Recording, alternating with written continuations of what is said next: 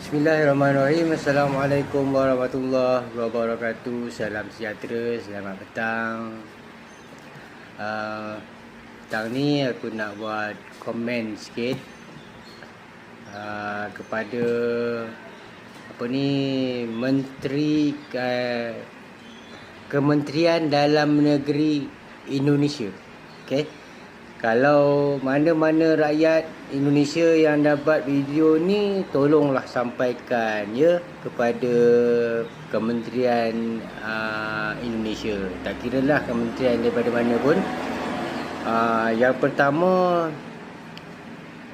tolonglah bersyukur dengan bantuan-bantuan yang telah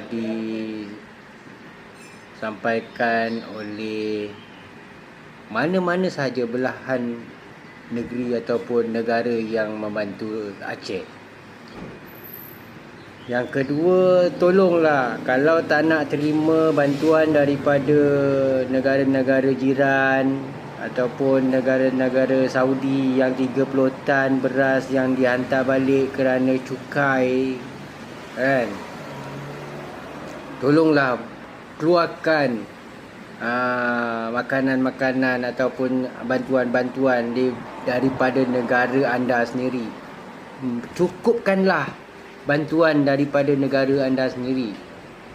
Jangan ada yang video daripada rakyat Aceh siap tunjukkan ini ke daripada Indonesia sendiri tak mencukupi dengan berapa lori saja yang datang hantar makanan. Yang ketiga, harap Kementerian Dalam Negeri Indonesia jangan terlalu sombong, bongkak, angkuh. Kalau negara anda itu miskin, buat cara anda miskin. Kalau negara anda itu perlukan bantuan, buat cara perlukan bantuan. Kalau negara anda itu mampu, buat cara mampu. Jangan menyusahkan rakyat anda sendiri. Okey. Itu saja daripada Mr. Viral, dan tolong sampaikan video ini kepada menteri-menteri yang kurang akal, yang akalnya IQ 78.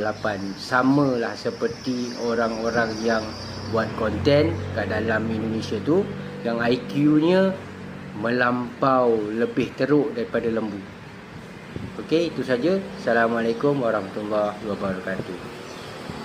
Bye.